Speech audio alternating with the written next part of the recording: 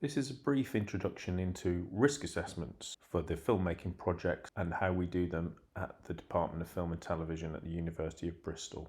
A risk assessment is a document that assesses the potential hazards when undertaking a filmmaking project. Risk assessments require us to identify potential risks in a filmmaking situation and create actions to minimize those risks and make sure a shoot is safe to both crew and public. So why do we do it? Well, firstly, it's a legal requirement. Secondly, it's a professional requirement. All professional shoots must have a risk assessment. And thirdly, the whole point of it is to keep you, colleagues, and anyone else involved with a film shoot safe. When it comes to creating your own risk assessments and booking equipment, we use a platform called SISO. So you will sign in and then you will be able to access the hub. When you first log into SISO SmartHub, you will see a dashboard. It won't have quite as many icons as this one does, but within that you will see the book icon, which is top left, and the risk assessment icon and the workshops and training. In this case, we're talking about risk assessment, so you would click on risk assessment, and that would be when you can create your own risk assessment. I'm going to show you one we've already created for you for your first exercise. So for future risk assessments, you'll be creating them on your individual projects or your group projects, and you will need to use the form here that is on SISO. We'll do a full training video on that on another time. For your first occasion of filming, you're going to be restricted to the Clifton area around the red line here, the designated filming zone that's around the Richmond building. So please stick to that zone. When you're going to film any project, you will need to describe what the project is, and you'll need a title and a description and a date that you want to collect the equipment. It's important to give as much detail as possible in the description of your activity, and again we'll cover that in another video, but for now this is a practice activity using cameras and tripods safely within a designated shooting zone around the Richmond building, which is the red line on the map. Again, you would put people at risk, so that would normally be people in your crew, actors, etc. For this exercise that you're going to do, it's not applicable because it's a new group. But again, we'll take you through this another time.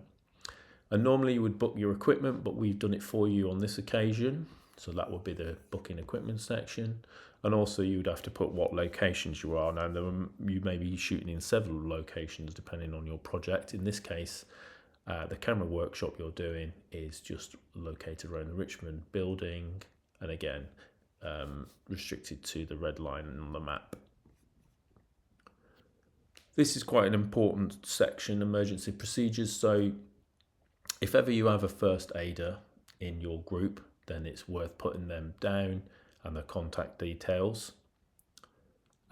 It's not essential that you have one, but it's helpful to know if you do.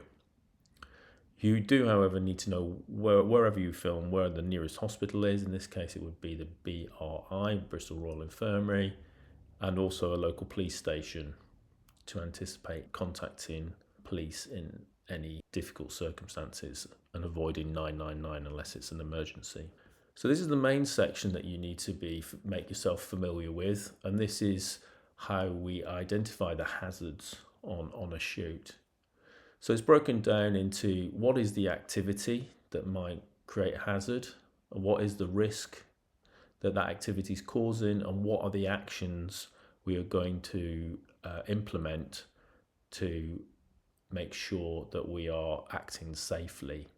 You'll see in another video that we rag rate these normally, because that means red, amber, green. So we know whether something is a tolerable risk or not. We basically don't want you doing very dangerous activities. So in this case, on the camera workshop, you might be thinking about manual handling. You might be looking at any equipment, grip equipment. In this case, it'd be tripods, just risks of tripping, falling. One thing to think about is if you're outside and you're on a pavement, that you don't block the pavement with your tripod, so that pedestrians have to go into the road in order to avoid you. So be aware where you're filming and that you're not blocking entrances, exits, pavements, so on.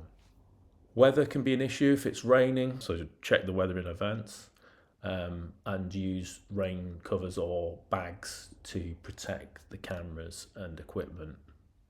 Beware of slips, trips, thinking about where you are. Think about roads. There are always roads in city locations, so you have to be aware that you're not stepping backwards into a road. You also have to be thinking about the public, because you are a representative of the university, so how you act reflects on us. Your high-vis jackets tell everyone that you're from the University of Bristol, and therefore you become an ambassador for the University of Bristol. So you need to act professional and courteous at all times, and make sure you're not creating any risks or hazards for yourselves and the public. Lastly, it's thinking about the security for equipment. Don't leave bags unattended. We need the designated safety officer with the high vis to keep an eye on the safety in general of both the crew, the public, and the equipment, as well as liaising with the public if necessary. You must look after yourself. People will see that you're students. Don't get yourself in trouble with the public. If in doubt, move away safely. Keep yourself safe at all times.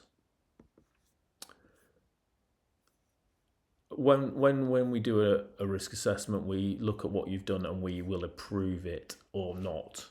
If we feel it needs more detail, then we will send it back to you, but obviously we've done this one on this occasion. So back to the map, and good luck with your shoot.